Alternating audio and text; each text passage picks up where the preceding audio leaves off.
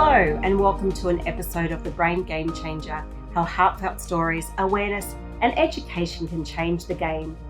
Each week we delve into the experiences of amazing humans, advocates and organisations from all walks of life who share their adversities, the triumphs after tragedies, the milestones and those brain game changing moments right here in front of the mic. Through this journey together, we may find that we can learn some valuable tools, knowledge or education that will lead us into becoming game changers for ourselves, for someone around us, or even for our community. My name is Melissa. Thank you for inviting me into your space. It is great to be with you. Welcome to episode 6, season 1 of the Brain Game Changer podcast. It is hard to believe that we have just passed the halfway mark of the season, and I just want to say a very big thank you for all the amazing feedback, for your encouragement, and hearing that you are learning lots of valuable information and tools from each of the episodes. I'm also passing on all your feedback to our guests, and they are equally humbled as am I. In this week's episode, we have the wonderful opportunity of speaking with University Lecturer in Osteopathy, Clinical Supervisor and Osteopath, Brooke Stevenson. Brooke is highly regarded in her field, and in speaking with her now on a few occasions, I can see why. Brooke was approached by my Osteopath Max to come and talk on the podcast, and we are so grateful she did. We discuss her journey on hearing some life-changing news about her mum when she was a teenager and her further quest entering the medical field and becoming an osteopath. Brooke shares examples of the patients she treats, as well as shining a light on what she hopes osteopaths of the next generation will take with them into their own careers. Let's get into the interview.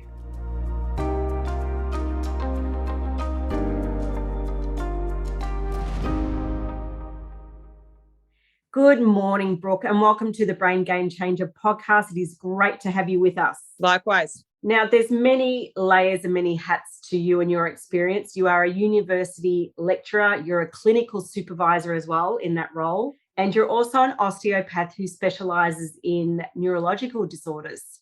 In osteo, we don't have specific specialties. Different practitioners have got an area of interest. So I suppose, my big area of interest is working with people with different types of neurological conditions. I look forward to hearing more about it, but we're just going to step back a bit. We're just going to delve into a bit of your backstory. Can you share with us where you grew up, a little bit about your upbringing, things that you were interested in, just so we get a bit of an insight into knowing a little bit more about you? I grew up on the Mornington Peninsula in a little coastal town called Rye, pretty chilled sort of upbringing, and did a fair bit of swimming, had a good social network, all of that sort of stuff. When I would have been about 16 years old, my mum was diagnosed with a brain tumour. As you would understand, with the surgeries and things that you have for different tumours, it's quite confronting. It's very visually confronting as well. I mean, my mum was incredibly lucky. Hers was a meningioma, which carries a very good prognosis, and usually it can be removed. When you see someone that's just come out of that surgery, you're just in shock. But obviously my mum was able to make quite a good recovery, and in terms of being in the frontal lobe area, I don't think there was any huge changes to personality and things like that. At 16, you're sort of like, oh gosh, like I'm having to step up to the plate a little bit more because my father worked interstate, and you're sort of like, okay, now I've got to keep a bit of an eye on if she's going to have a turn, because she was prone to having seizures after having the surgery. And you kind of move into a bit of a different role as a teenager, and you're nearly helping the parent in that sense. Thank you so much for sharing the experience that happened with your mum. I'm so sorry to hear that she went through this. Yeah. And as you've stated, 16 years old, for any young woman, we're trying to work out who we are at this age, and we've got our own journey going on with our body, and we're trying to discover who we are in the environment around us. And then someone who is a pillar in your life, who's usually there through your process of this, is going through such a life-changing moment and diagnosis, and now you've had to change your role to now cater to what's going on with your mum. Would you say this also, as much as you stated you were already interested in science and the human body, did this really cement your next journey in life about steering into the direction of medicine?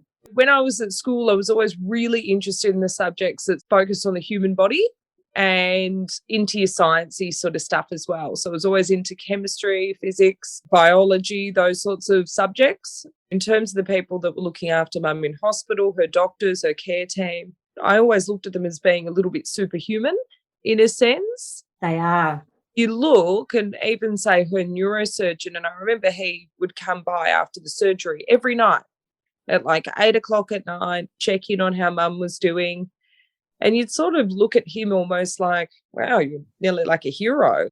You've completely changed the course of what could have happened. And then in the aftercare, you look at all these other people that get involved, from your GPs to your allied health to your nursing staff, and you think everyone plays this symbiotic role together. And I just always really admired what they did and just found it so interesting.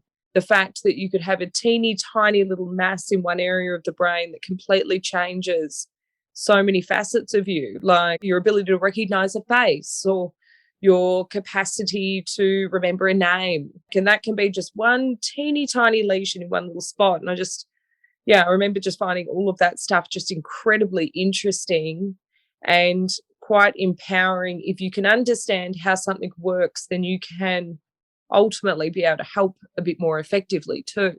Just going to step back a bit. How old was your mum when the tumour presented itself, and what was going on at the time to show that she needed to get some medical help? Mum would have been, in her early 40s, mid-40s, and essentially her big symptoms, she'd had a few headaches, but she was getting a really bad metallic taste in her mouth.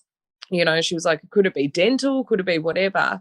But then the metallic taste was just getting a bit more progressed and couldn't get into a normal GP, and had gone to see a different one. He'd sort of thoroughly screened everything. I think she'd gone to dentists as well. Essentially, then it was, okay, getting a CT scan, getting it all checked, and it was identified. But the symptoms itself were quite subtle. If you're having, say, an acute neurological problem where there's a bleed or you've had a head strike or something, your symptoms come on quick. But if it's a slow burning lesion of the brain, you can probably dismiss it quite a bit. And that's one thing I've learned a bit even in practice. Certain patients are telling me about their brain tumours and things like that. They're like, and not everyone gets a headache either. So it's any sort of symptom which affects usually your cranial nerves, which are the nerves that supply your head. It gives you your vision, your ability to move your vision.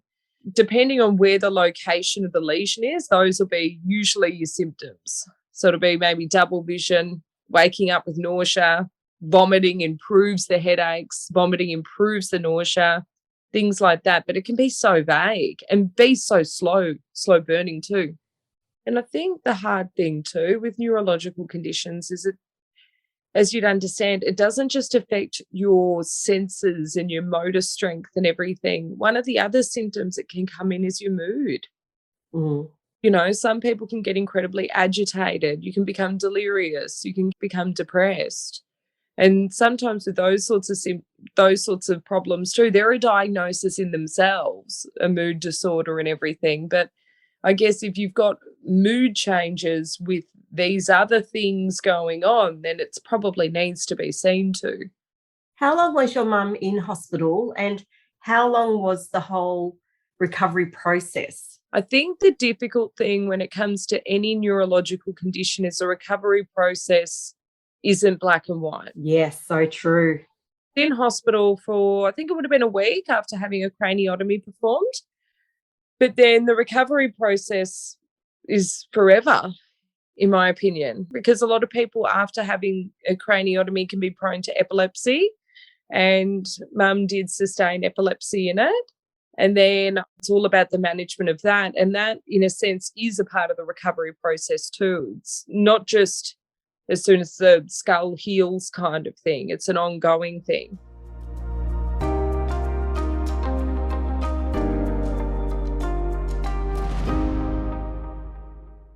So she's home from hospital. I have no doubt under strict instructions to keep her body very gentle and very light. And then we start this lifelong journey about what is going to happen next and what is this new chapter of life going to look like.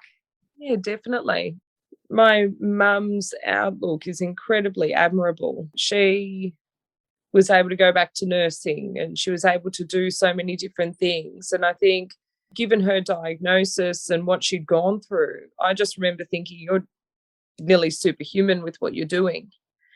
But the downside to it, as you would understand too, is there's a lot of hidden symptoms and a lot of very subtle things that people don't see.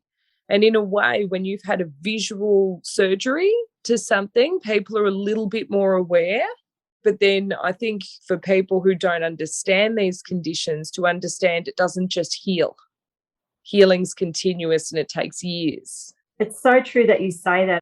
I'm only 12 months into my recovery journey, and different scenarios present different reactions and different symptoms. And what I'm hearing is this is lifelong. There's a lot of people who can get back to their jobs, who can get back to their roles. There's also a lot of people who can't, or they have to go to an adjusted role or completely leave their career altogether. What I'm finding is every day presents differently, and we don't know what that's going to look like until we're in the middle of it. Yeah. And I think the thing with any neurological condition and recovery is the fact that how you might respond to something even physically on one given day could be completely different the next day. It's very much of a slow burning progression. And the hardest part, I think, for a lot of people that are recovering from these sorts of things is the fact that it's not like a broken bone and it's not like having your appendix out. There's no just clear cut, you're better, and you go back to 100%. It's nearly like you make little adjustments, things get a little easier, then you have a day where you don't, because at the end of the day, your brain and heart are the way that we survive in a day-to-day context. And there's so many other inputs that we don't even recognize. With a heart, okay, my heart rate's gone up, my blood pressure's gone up. You've got all these little gauges. But when it comes to the neurological system, sometimes when you've had something, your input changes. So you might feel and sense things a little differently. It's really hard to gauge how you feel aside from, do I feel exhausted or is my vision a little bit different? They're really such subtle symptoms sometimes, as you would know as well. Definitely. At the time when this is happening with your mum, did you take some time off from your studies to be home? How did it impact you with what was going on with your schooling and your personal life? It was around the time of, I think it was my year 10 or year 11 exams. The school was really accommodating. They were like, don't worry about the exams, just don't do them. That's amazing. It sort of worked out okay with the timing of it. So I'd sort of stayed home with mum for a bit from school, but it didn't really impact on my studies, so to speak. I vaguely remember there was, when you do your little placements at a workplace. Oh, your work experience. Yeah, it worked around that time as well. So realistically, they were like, don't worry about doing work experience. And then I just remember sort of hanging out at the Monash Hospital a lot with mum. And I was like, I guess in a way, this is work experience. You're getting life experience right there. Yeah, definitely. So you're not quite finished high school, your mum's home. So what does the next sort of couple of years look like for you? Because obviously to study what you do, you need to go to universities. What happens with you next? I was lucky in the sense that the time away from school wasn't very long. And my mum was also, she was still able to get around and do everything. And she was back at work after a bit. I can't remember specifically, it might have been a month or 2 months or something. Wow. But then obviously being a nurse, it was sort of lucky in a sense because that's sort of a job. People are very understanding and you've got a very highly health literate workforce with you. So people would understand, okay, don't get her to do any heavy lifting. And there's things that if you have a craniotomy, you just shouldn't do. So stuff like lifting because it can raise the pressure of your head, having your head dip below your torso, all of those sorts of things. So they were really accommodating. I guess for me, I just went straight into doing all my year 12 stuff and was always pretty studious and pretty well behaved. I never, as a teenager, was very off the rails or anything like that, because I kind of always looked and thought it wouldn't really be fair on mum. No. Because to me, that was just pretty disrespectful, especially given what she'd gone through. So I'd always been pretty well behaved. And then finished year 12 and went off to uni and started osteo. But I was sort of on the fence between, I think at that point, osteo, physio, and a few other degrees. But then I liked certain elements within osteo. I was like, okay, well, I like the fact that in a sense you learn a lot about a lot. You learn a lot about different systems too. And I felt that sort of private practice setting would be accommodating. You're not going to do shift work, things like that. So it all kind of worked out perfect, really.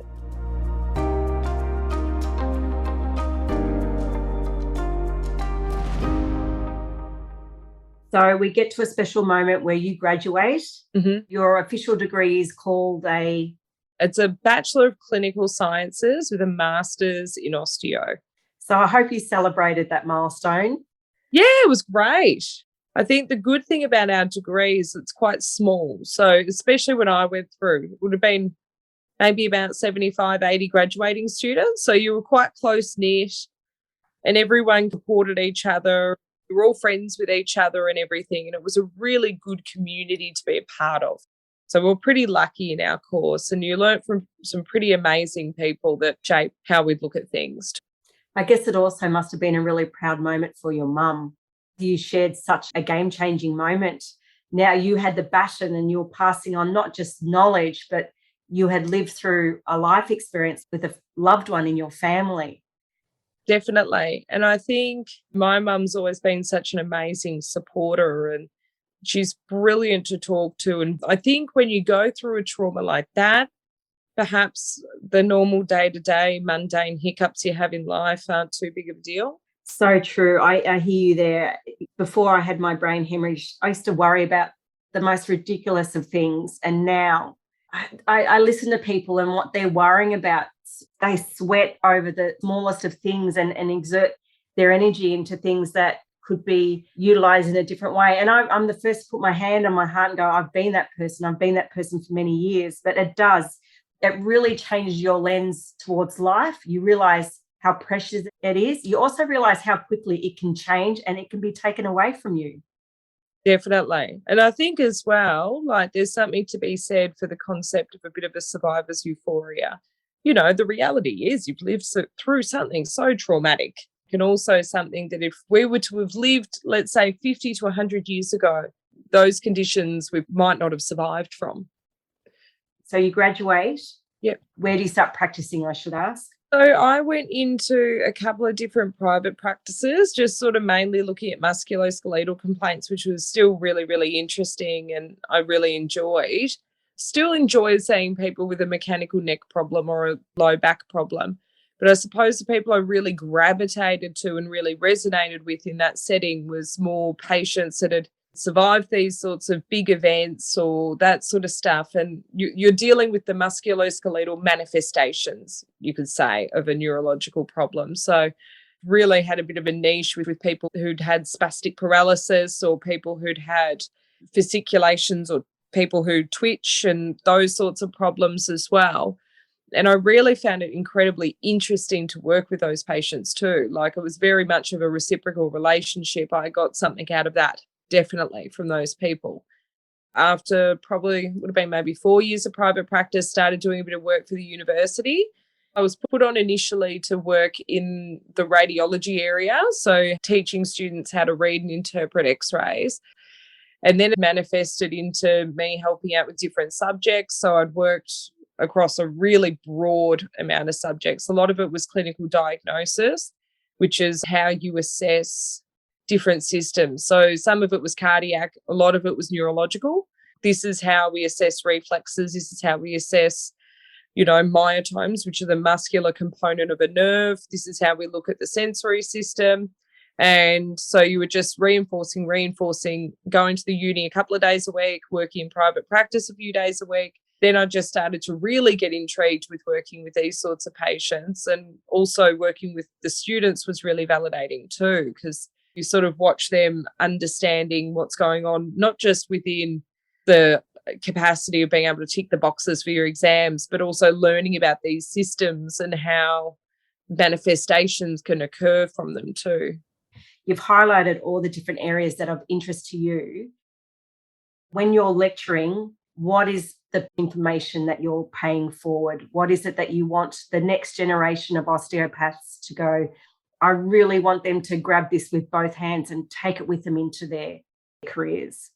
That's where doing the clinical supervision, I really find that incredibly rewarding.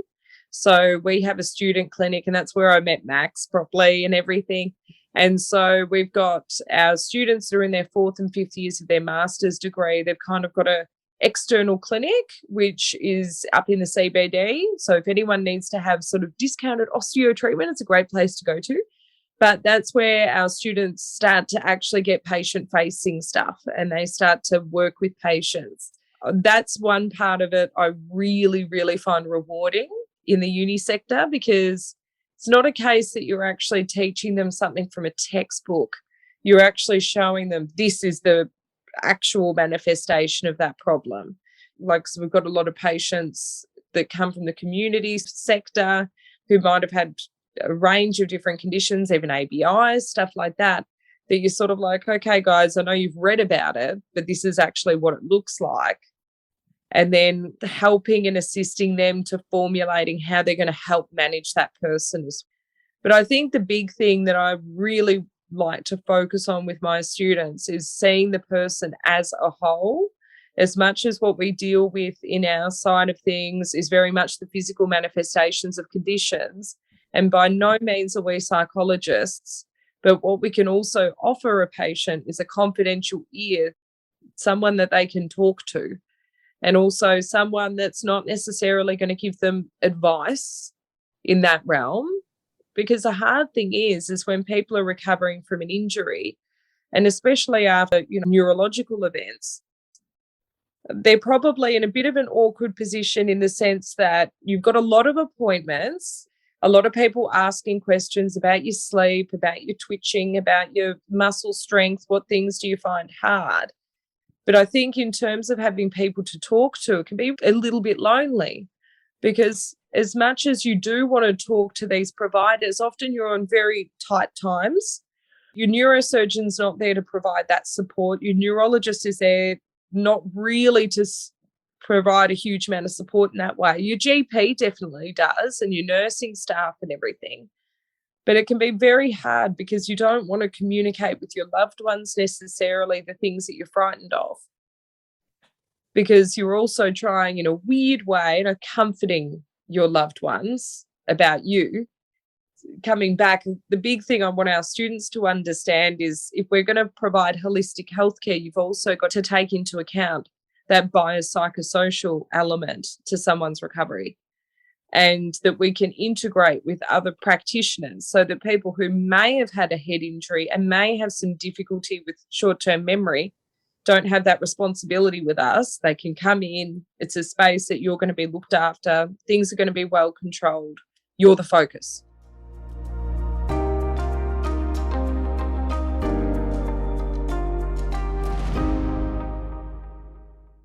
One thing I was a brain expert before I had this hemorrhage. I'm someone who's experienced it. I'm now on a lifelong mission to learn more about it. But I felt having people come to me going, what about this? I'm like, I don't know. And then they're like sort of looking at, well, why don't you know? It's like, well, how can I know? Yeah. Sitting in a clinical room with a doctor, osteopath, medical practitioner has been some of the most comforting times where I have felt the most heard.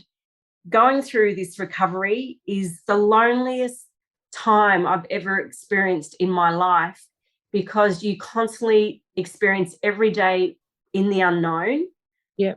But people also don't know how to respond and react to you. So the way they do it is they either shy away, they try and fix you, which is incredibly unhealthy. And then you also have to get to a point where you just think, spending time with this person or having conversations with this person is not helping me. It is not healthy for me. And I also need to make the choice to step away from that. And you grieve so many layers of this journey. Definitely. And I think the big role sometimes within allied health is we're essentially trying to support. And the main thing as well is that you're trying to make a really safe space so that when somebody is going through these changes, they can at least have a confidential ear. You're not going to be giving them specific advice necessarily that pertains to the psychological changes. Mm. The most important thing some people need is to be, first of all, validated and to have their story heard, because everybody's story when they've had these sorts of problems is so diverse and so different. And everybody's external pressures are so different, be it financial. You've got a lot of people that after having any sort of brain injury need to get back to work. You've got some people that have got the concerns of kids. They might run a business. There's all sorts of different myriads of things going on and external stresses that were present before the event. And then you also just have this extra layer of what's gone on. And sometimes what people do need is validation and someone to be supportive and non-judgmental as well. It's funny, as humans, we can try and put people and things into boxes to help us understand. I've been that person in the past, whereas now I just allow whatever is to present itself in front of me, and then you roll with that moment. But it's interesting that you say about being validated. As humans anyway, we mean well. We try and do our best to try and help someone else. Because someone lived through a hemorrhage or a stroke or some really significant neurodiverse does not mean that their life is good as a result. Their life has been changed. Every aspect of my life, financial, employment, relationships, friendships, and my health got totally flipped on its head. But I felt that there was at times this pressure that I should be just grateful that I'm making a good recovery. It's sort of like, well, I lost so much. I haven't regained a lot of what was already pre-hemorrhage. Yeah. I'm just learning to navigate through a new way. I still have physical ailments and things going on. My left hand, which is my dominant hand, I have problems with my grip. I have tinnitus in my left ear now. I still, at times, my balance, depending if I'm really tired, and problems with my short-term memory. And if I get an overload of information very quickly, my brain just scatters. Yeah. I guess the best way I can describe it is it's like having lots of tabs open on a computer. It's a tough gig on some days. Everything becomes quite different. And as much as no one wants to paint it with a specific bias of saying it's better, worse, whatever, it is very, very different.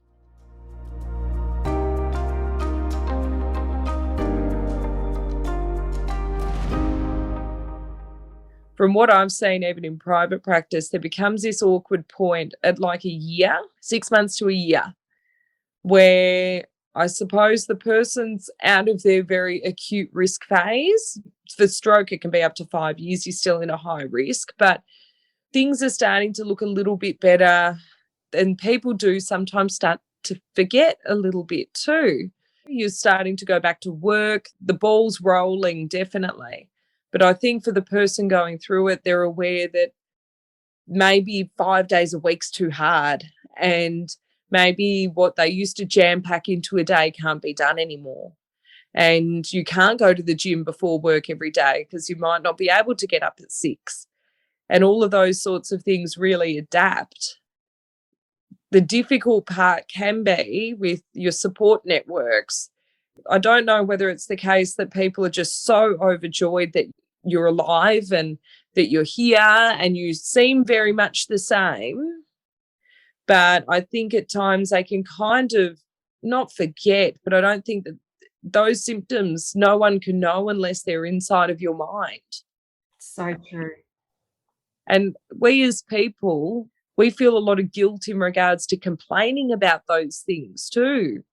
Quite often, that sort of lonely place, that's where health workers sort of need to be at times. You're always going to have a professional boundary in place, but you can be an empathetic ear. That doesn't cost anything to do, and to validate somebody and to make them feel heard and to maybe just sort of give some advice on practical strategies. But I hope that our next generation of practitioners that come out from each space of it look at things from not just the physical manifestations, but look at it from the big picture that somebody's dealing with.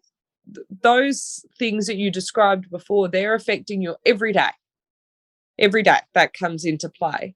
Those sorts of things really do impact us as humans. Obviously, you can rehabilitate certain things with your function, you can build strength and so on and so forth, but often people do need that validation. It's so true that you say that. I'm going to make a connection to, I read a beautiful book that was recommended to me, and it's by the Australian journalist and ABC anchor Lee Sales. Yeah. She wrote a book called Any Ordinary Day. She's managed to connect with people who's gone through a real adversity event in their life, whether it was them, their family, and she's connected with them so many years after it happened. And there's one thing that she talks about, and she said, I sat down with this man, he'd lost his children to a really horrific event.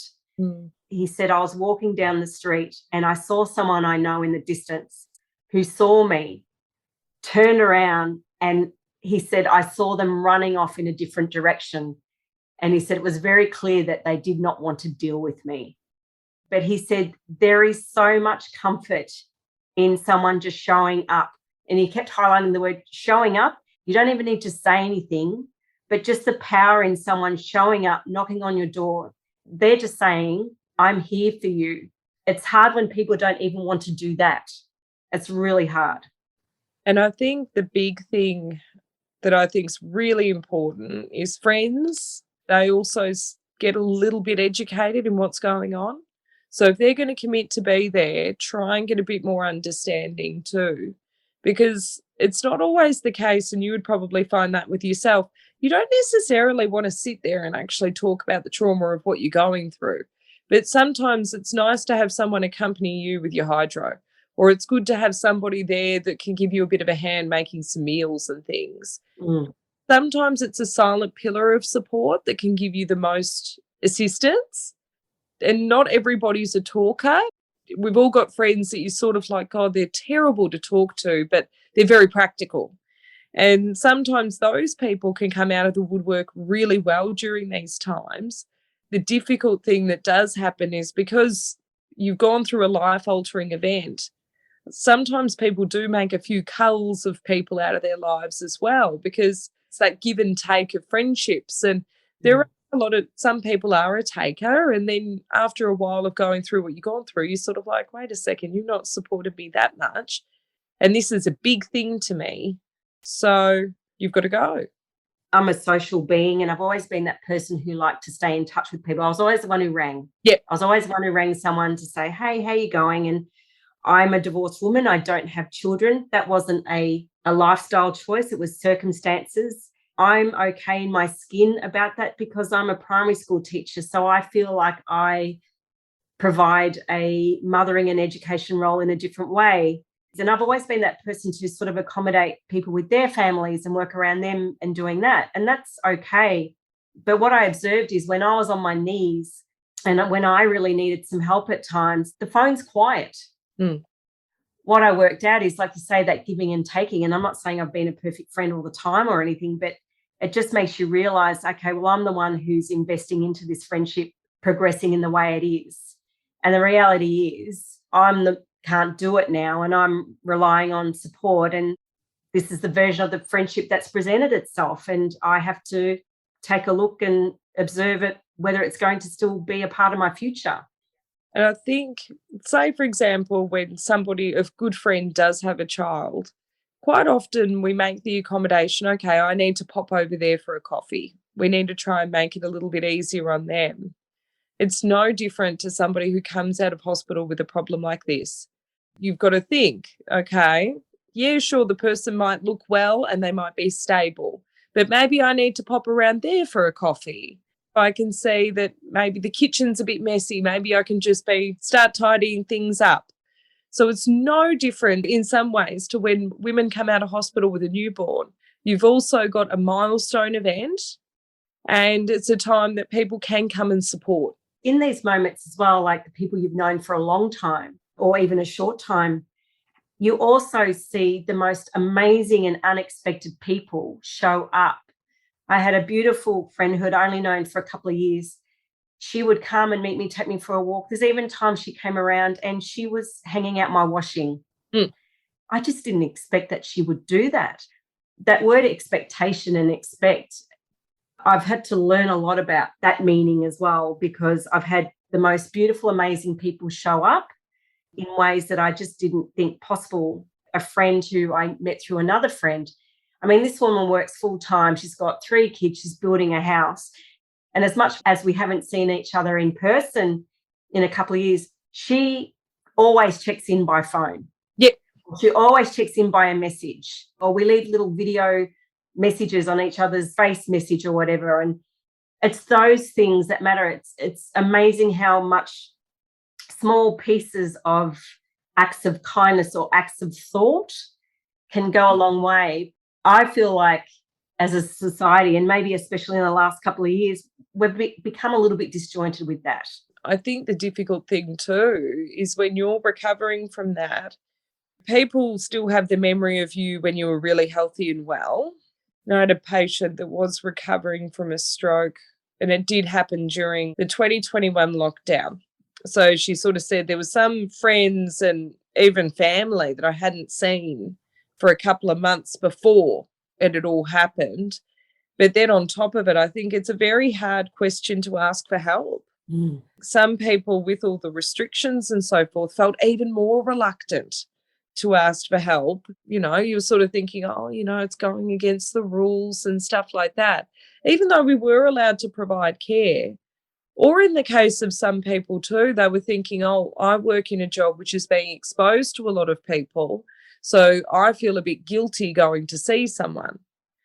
But the truth of the matter is, with all of that stuff, is, don't get me wrong, like I do believe that, you know, COVID can have very devastating effects, but I do think the impacts of people who are recovering from things, we're yet to find out the research on that sort of data, because I do think there was a lot of people that needed that social connection. And even those people who did get COVID and they got it, you know, it really impacted bodies, also needing support.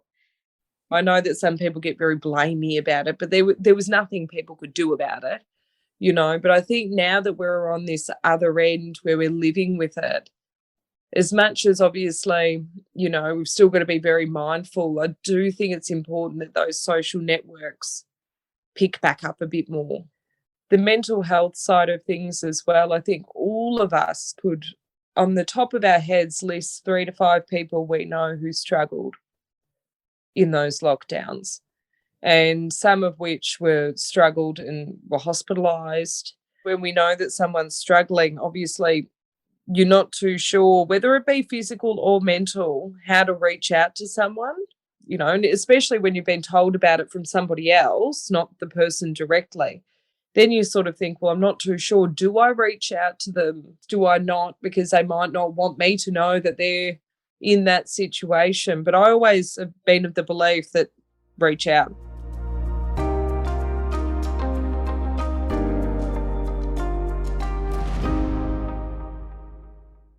Tell me about where you are now, and also how has the last couple of years, as we've highlighted, we've talked about COVID and the impact, how has it impacted you in the last couple of years? Because I have my own private practice down in Flinders, and I do a little bit of contracting to another practice, and then also still work a little bit with the uni. I guess during the COVID years, I was helping out a little bit in aged care, where that was quite confronting. So I pulled back out of that side of things, mainly because I just wanted to focus on a little bit less. I was getting too busy and it was getting too chaotic. But the interesting thing I did find within private practice was few incidents of people whose conditions had progressed, a few fallouts of telehealth as well. Because the difficult thing that I think happens, and I'm sure you would have noticed it within yourself, there's some symptoms you don't know, especially when it comes to things like your strength. What we identify perhaps as being tripping over my foot can be a diagnosis of foot drop, which might mean that you're losing some of the motor control to an area. Or when it even comes to visual stuff, a lot of people won't recognise if they're going to be having a little bit of unilateral blindness because you always look with both eyes. So I think there was a bit of fallout from not having heavy regular assessment. I think most of the GPs were really good in picking up their game in that sector. A lot of them were sort of like, okay, you've got to come in. But I think the difficult thing I was finding was some of the patients that I would see were getting very, very nervous about contracting COVID for good reason. But I hope it didn't forego some of the improvements that they were making at that point. So that's where it became very much of a balancing act.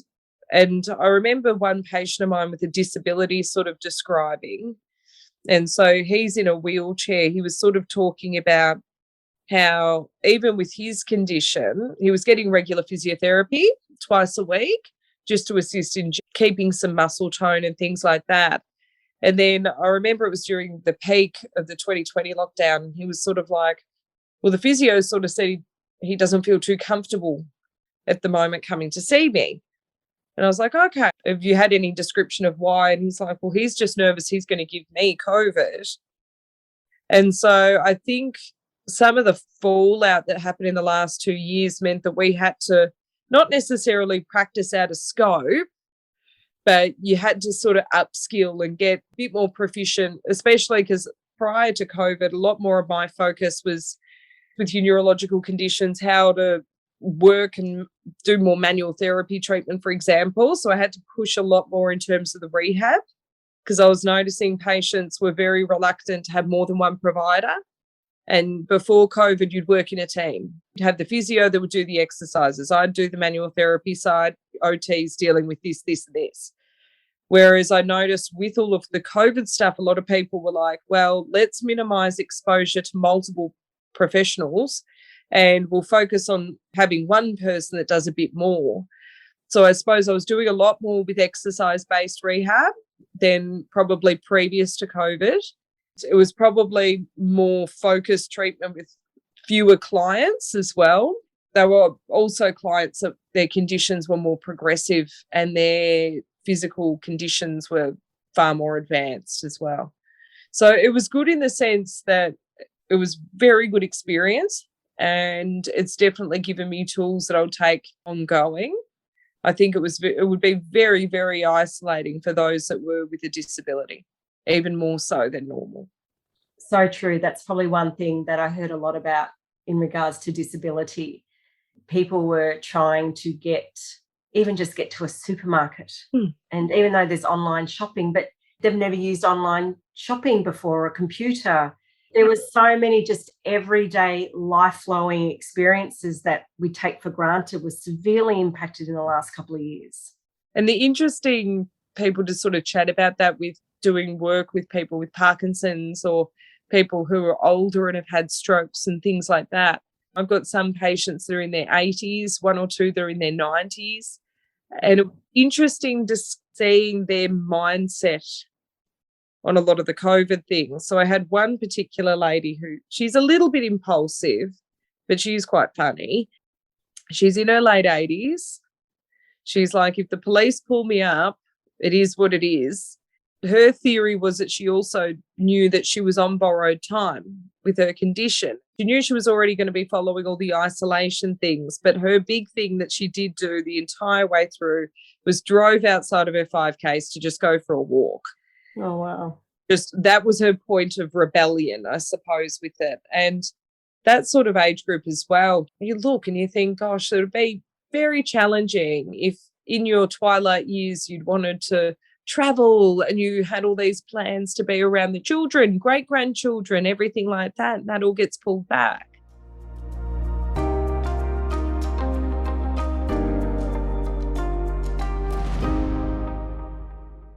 you have worked with so many different walks of life, young people to people in their late 80s, in all diverse neurological conditions and otherwise. And I know this is going to be a massive loaded question because there's probably so many, but who are some of your patients that have also impacted you? I think a demographic that I've worked with that I think people perhaps don't realise as much can be very fulfilling is people with Lewy body dementia and Alzheimer's. Can you explain what that means? So Lewy body dementia is where your body builds up a plaque, not dissimilar to Alzheimer's. They fall under your cluster of dementias. And with those conditions, I guess all of us think about Alzheimer's and we think of forgetful people, but the breadth of physical changes that occur with Alzheimer's is massive. So a lot of the time too, people can get changes to their walking patterns. You can get weakness. You can also lose sensation to pain. You can increase sensation to pain. So there's sort of a whole group of different physical manifestations of both of these conditions. But I suppose the thing that working with those demographics taught me was, first of all, that you've got to live in the here and now. The thing with working with somebody with Alzheimer's, and if their condition's quite progressed in terms of their memory, it's a mirror to how you're behaving. So if you go into that room and you're in a cranky mood, they can perceive that. They will be annoyed back at you. You're not going to get any good out of it. So I really learnt how to communicate more effectively and a hell of a lot of patience. Because the other thing that can come with those conditions too can be some people have difficulty in recognising language verbally. So you've got to write things down. Everyone's condition is so different. So the manifestations of, say, one person with certain dementias is completely different to the next person. And I'd always had it in my mind, perhaps a bit of a blanket ruling of what these manifestations were. And then when you're actually working with these people, you're just like, wow, it is very, very different. But it was so fulfilling. Well, that would be almost raw at the same time as well. It's like, okay, all right, I've really got to rein it in quick smart right now. Get my stuff together. Yeah. Because of living so much in the here and now, it's very refreshing. Like, obviously, you can have some difficulty in terms of impulsivity. We'd have a number of people that you'd work with that would be very blunt with how they'd communicate and so on and so forth. But sometimes it is a bit refreshing. You say exactly what's on your mind. No filter.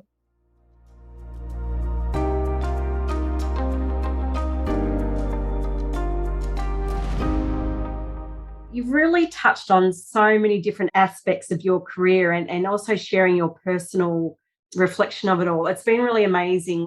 So what's in store now that we're in the middle of the year 2022?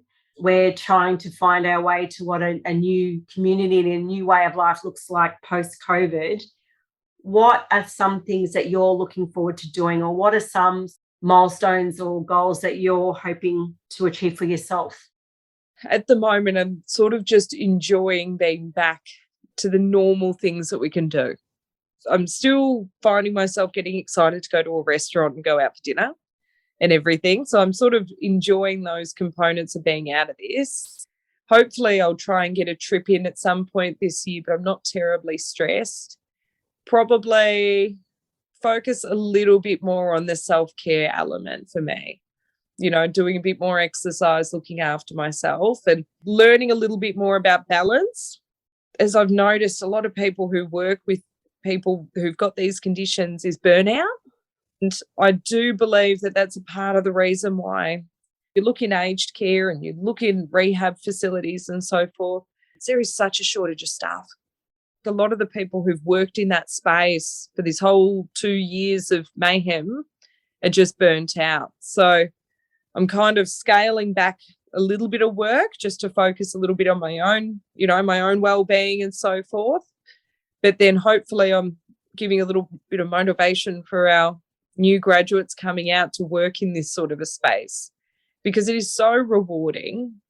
It is terribly understaffed though. Like, we need to have more young ones being inspired to work with people that have got these conditions and to understand how fulfilling it is too. Because as a practitioner, it's so fulfilling if you can see somebody who's been struggling with walking. I do a fair bit of gait rehab. And, you look at somebody who might have had a very severe stroke, who's struggled with walking, and you can get them to a point that you can function about your day to day. You're not going to need like a sling hoist, and you can have that independence. They are incredibly special moments. I know what you mean. When I first got home from hospital, I didn't know what life was going to look like, and I'm still learning what life is going to look like. I've gone from being really active to initially I needed to hold on to someone to walk. Yeah. And then I got stronger and stronger and stronger, and then I got more independent. And then I was really lucky that Max, along with the collaboration of my GP at the 8-month mark, we said, all right, yoga. We're going to get into yoga. And I've never been so friggin' excited to walk into a yoga session, whereas I used to do yoga in the past. It's like, yes, I'm including this as part of my sort of Zen self-care. Now it's like, this is a combination of my Zen and this is my gym workout. Yeah. And if I can see that I can balance better, that feeling, those little moments, those little milestones, like I've always been a heart on my sleeve type of person anyway, but I get teary, even more teary at the most little of amazing events. Yeah. The next step is swimming. We're going to try and see what that's going to look like in a couple of months, but it's a long process, and each milestone, no matter how big or small, is a milestone. Definitely. And it's so beautiful if you're the person that's working with someone that is achieving those milestones. But then there's also something very fulfilling and very privileged if you are also working with people with neurodegenerative diseases. I do think that there's a massive privilege working with people, especially with your Alzheimer's and things like that. Their disease is going to be progressive. Prognosis can be very variable, but that's also life. That's a very important part of also being an allied health provider, is celebrating the wins, but also trying to sustain function. I think a big part of the compassion burnout of a lot of healthcare providers that work in that space is that people have got conditions that are going to be progressive. They may not be able to get those wins, but it's also a privilege to be able to work with those people too. So true. So the name of this podcast is called The Brain Game Changer, How Heartfelt Stories, Awareness and Education Can Change the Game. What is one nugget to pass on to everybody? We still don't really understand the capacity of the brain to heal. So never accept your functional or limiting capacity as it is. You can always get better. There is always room for growth. Thank you. That is a really poignant golden piece of information to take on and to share forward. Brooke, it's been an honour, and I know it's going to just share so much valuable information. Thank you so much for today. Thank you, Melissa. I want to thank you for listening to this episode today and supporting the Brain Game Changer and the guests we interview. I hope it added some reassurance or valuable tools, no matter how big or small, that will continue assisting you in being the wonderful game changer that you are. The best way to support the Brain Game Changer podcast is to like, share with family and friends, or subscribe, so each weekly episode is easily available to you. I'd love to hear your feedback, and you can also find me on Instagram at The Brain Game Changer. Drop in and say hello, and check out the regular posts about awareness and education on various important topics and issues. Until next time, sending lots of love and light your way, and looking forward to sharing the space with you again soon. Take care.